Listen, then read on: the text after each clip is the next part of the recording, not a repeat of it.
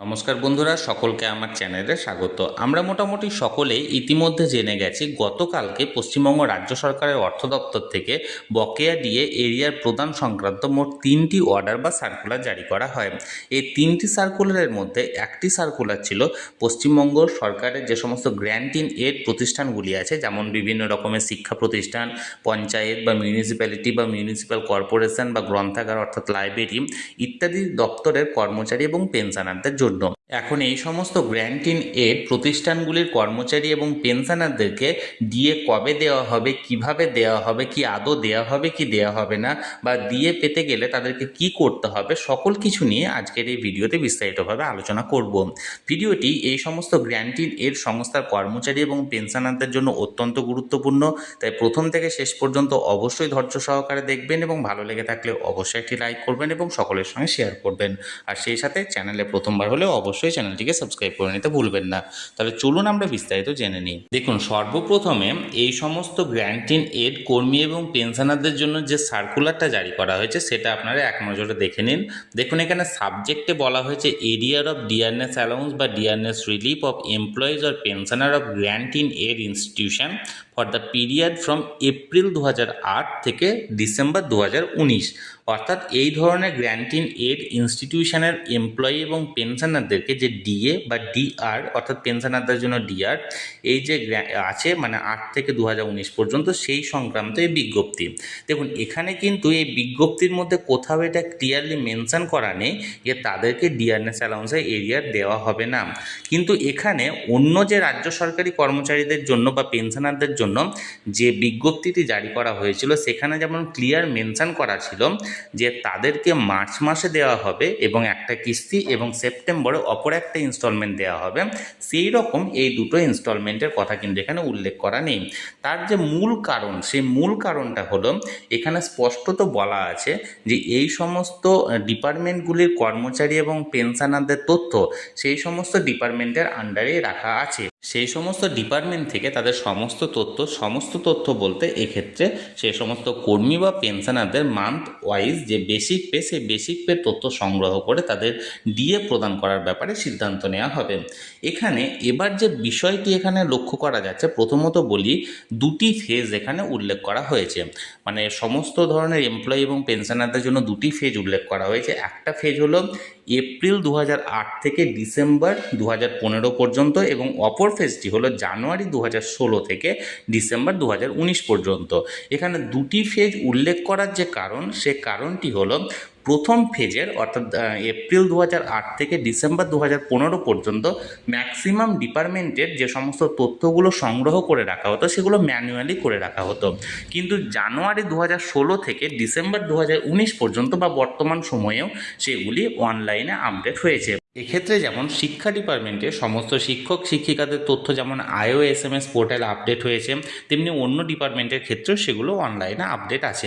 অর্থাৎ এক্ষেত্রে এই 4 বছরে অর্থাৎ সেকেন্ড ফেজের টাকাটি বা সেকেন্ড ফেজের ডিএ এরিয়ার দেওয়ার ক্ষেত্রে কোনো রকম কোনো সমস্যা হওয়ার কথা নয়।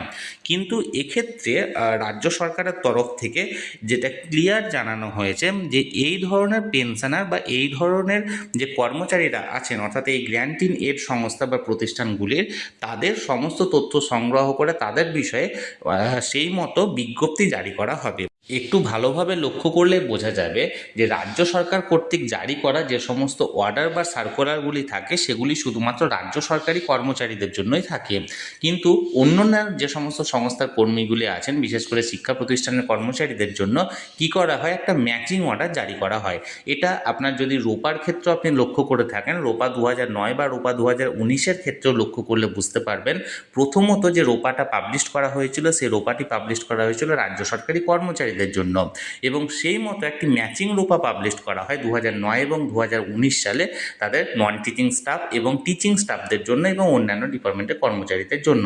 সেই মতো অন্য ক্ষেত্রেও আপনি লক্ষ্য করলে দেখবেন, যদি কোনো ছুটি ঘোষণা করা হয়ে থাকে সেটা প্রথমত রাজ্য সরকারি কর্মচারীদের জন্য ঘোষণা করা হয়ে থাকে এবং সেই অনুযায়ী ম্যাচিং অর্ডার জারি করা হয় বিভিন্ন শিক্ষা প্রতিষ্ঠানের জন্য।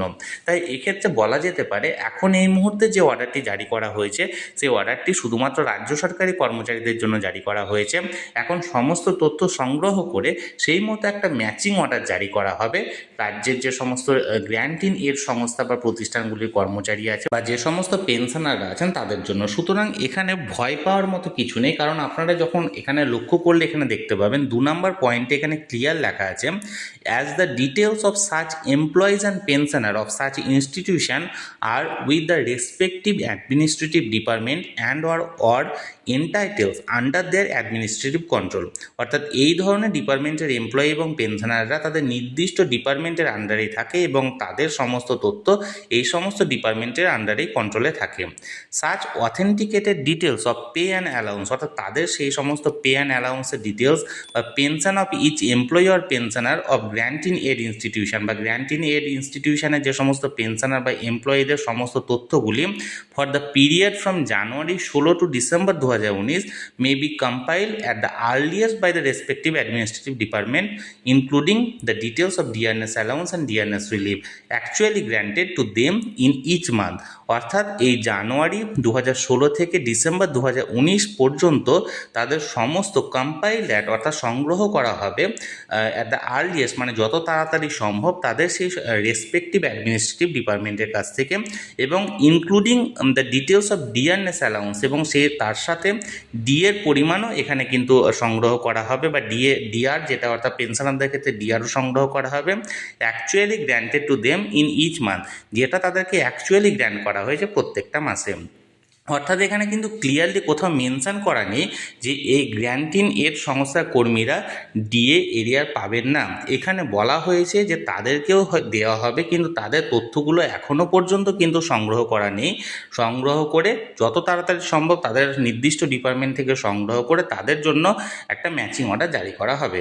দেখুন, the modalities of release of arrear of dearness allowance বা dearness relief as applicable may be notified by the respective administrative department thereafter with the concurrence of finance department থেকে সেই মতো একটা ম্যাচিং অর্ডার এখানে জারি করা হবে। তাহলে বন্ধুরা, এক্ষেত্রে রাজ্যের যে সমস্ত গ্র্যান্টিন এর সংস্থা যে সমস্ত কর্মচারী বা পেনশনাররা আছেন তাদের ভয় পাওয়ার মতো এই মুহূর্তে এখনও পর্যন্ত কোনো কিছু ঘোষণা করা হয়নি।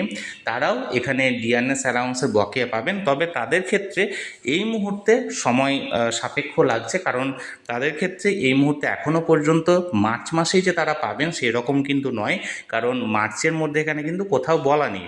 তার সাথে সাথে ভোট যেহেতু ঘোষণা করা হয়ে গেছে, এখন সমস্ত ডিপার্টমেন্টের কর্মচারীরা এই ভোট গ্রহণের কাজে ব্যস্ত হয়ে পড়বেন, তাই একটু সময় সাপেক্ষ তাদেরগুলো কিন্তু আপনারা পাবেন।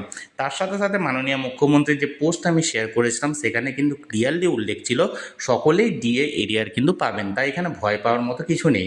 তাহলে বন্ধুরা, যে অর্ডার জারি করা হয়েছিল এবং সেই নিয়ে যে কনফিউশন তৈরি হয়েছিল সেই নিয়ে আমি বিস্তারিত জানানোর চেষ্টা করলাম। এই ব্যাপারে যদি আপনাদের কোনো প্রশ্ন থাকে অবশ্যই কমেন্ট করবেন।